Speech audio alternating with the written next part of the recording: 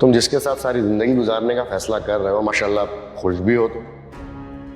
वो भी तो 2 दिन। आपको मजाक में भी ऐसी बात नहीं करनी चाहिए।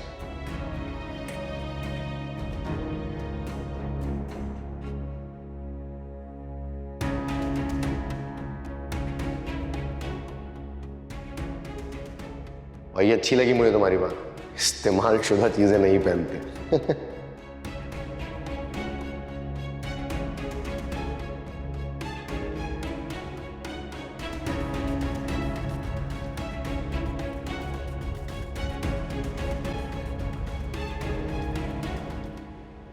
हाँ, हानिया तो घबरा गई, बुरी तरह सफाइयां देने लगी। मुझे तो लगता है 1-2 चोटें और मारूंगी ना और बातें से बताऊंगी तो मुझे तो लगता है बजिया को भी गालियां देने लगेगी। अरे मम्मी, हानिया कहाँ गालियां देती है। हाँ, ताने कोसने दे सकती है, ये सब कुछ तो सीखा ही है हमने तुमसे, है। माँ से कभी तमीज ना आएगी बात करने की, मस्करियां कर रही हो, बहुत ही बदतमीज हो तुम। अच्छा चलो ये बताओ, नतीजा क्या निकला सारी कारस्तानी का? अरे तुमने खुद ही तो कहा था आराम आराम से, तो इतनी जल्दी नतीजा कैसा? लेकिन फिर भी चलो, सुबह भी ऐसे ही कुछ जिक्र छेड़ दूंगी मैं। बहरहाल मुझे दुख तो हो रहा था, रोने वाली हो गई थी। आखिर को मेरी बेटी है और तुम्हारी बहन। अरे मम्मी क्या हो गया, ऐसे क्यों सोच रहे हो? देखो हम जो कुछ भी कर रहे हैं, जो कुछ भी सोच रहे हैं, उसकी भलाई के लिए ही कर रहे हैं ना। इस घर में आने से तो बेहतर है कि किसी अच्छी जगह चली जाए वो। और वैसे भी मम्मी, अब दवा खाते हैं तो थोड़ी सी कड़वी तो लगती है ना, लेकिन फिर उसके बाद आराम भी तो आता है ना। बस तुमने ना झटपट गेम करनी है, बता दिया मैंने। ओहो, इसकी तो तुम फिक्र ही मत करो, इन सब कामों में मैं वैसे ही बहुत माहिर हूँ भाई। अच्छा भाई जरा फोन रखो, बाद में बात करते हैं, कुछ काम है। अच्छा चलो ठीक है मम्मी, ठीक है, अल्लाह हाफ़िज़, अल्लाह हाफ़िज़।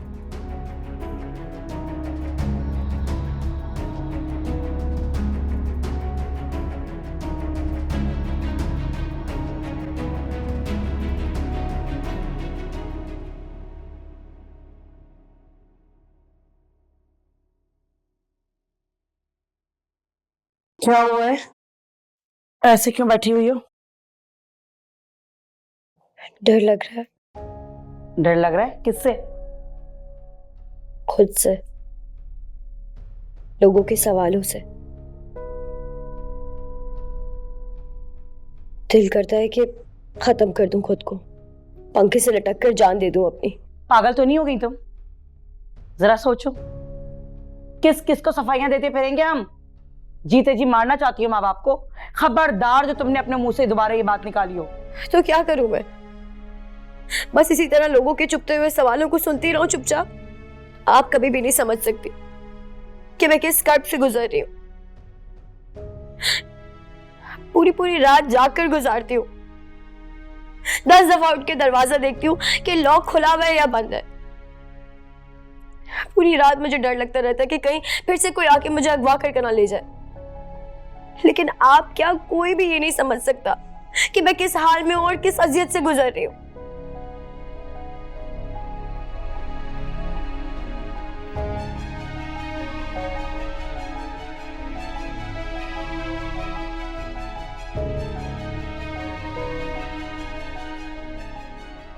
चप्पल तो पहन के जाती। मुझे रखना पड़ेगा तस्बीह यहाँ।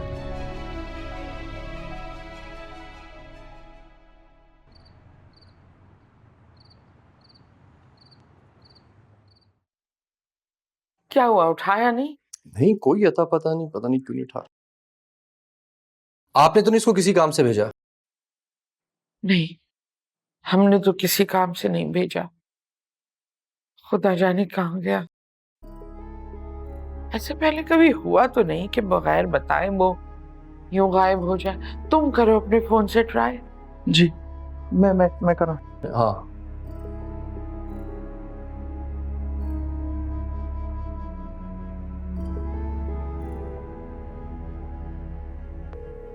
नहीं उठा रहा।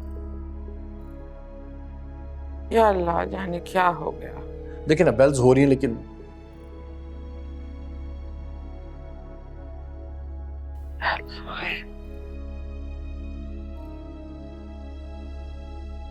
दोबारा ट्राई करो।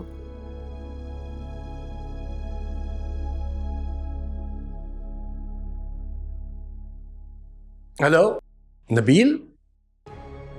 हेलो सर, ये ब्लैक कलर की गाड़ी है, उसमें 7 बैठे हुए हैं। गाड़ी हिट हो गई है। जी जी, मैं उसका बड़ा भाई बात कर रहा हूँ। ज्यादा चोटें तो नहीं आई?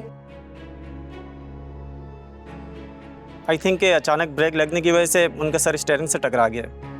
बस थोड़ी सी ब्लीडिंग हो रही है, बेहोश हो गए हैं। जी जी, हम उन्हें हॉस्पिटल लेकर जा रहे हैं। बहुत शुक्रिया आपका। आप प्लीज एहतियात से लेके जाइएगा और फोन अपने पास रखिएगा, हम आपको फोन करते रहेंगे। जी जी जी, ठीक है, सही सही सर। ओके।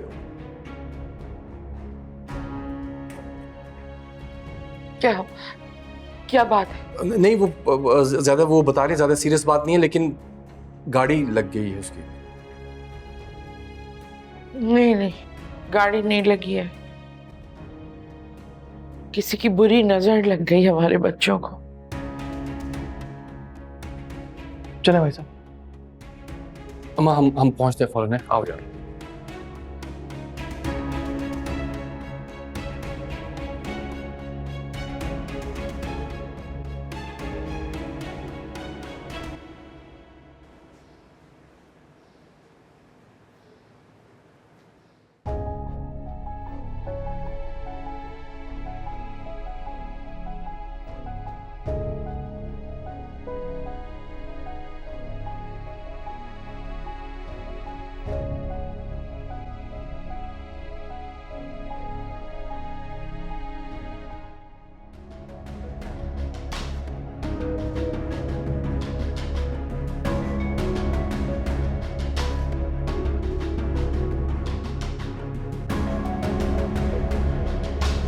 अरे मम्मी क्या हो गया तुम्हें? कैसी बातें कर रही हो तुम?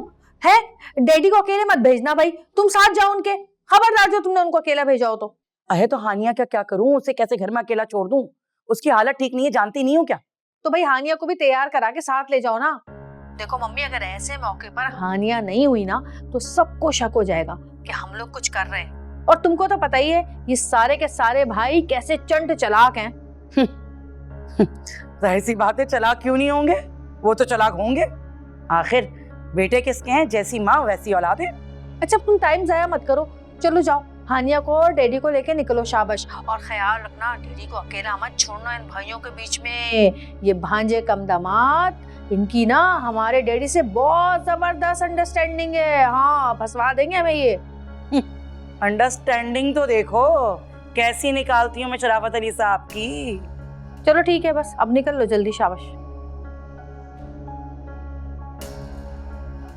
मम्मी भी ना पता नहीं क्या फजूल बातें करती रहती हैं। खतरे की कोई बात नहीं है, चोट भी कोई नहीं आई उन्हें, और बोन्स वगैरह भी ठीक है। डॉक्टर साहब, फिर नबील को होश क्यों नहीं आया? एक्सीडेंट में बहुत ही फोर्सफुल इम्पैक्ट होता है पूरी बॉडी और गर्दन वगैरह में। ऐसे में इंसान जो है वो पूरी बॉडी पे स्ट्रेस लेता है और बेहोश हो जाता है। वो जल्दी होश में आ जाएंगे। डॉक्टर साहब, कोई इंटरनल ब्लीडिंग या कोई फ्रैक्चर वगैरह तो नहीं है? नहीं, ऐसे तो नहीं, मगर एहतियातन हमने उनका एक्सरे और सिटी स्कैन कर लिया है। But at least till now no worries. Thank you so much, बहुत शुक्रिया। नबील के लिए कमरे का बंदोबस्त करते हैं। चलें।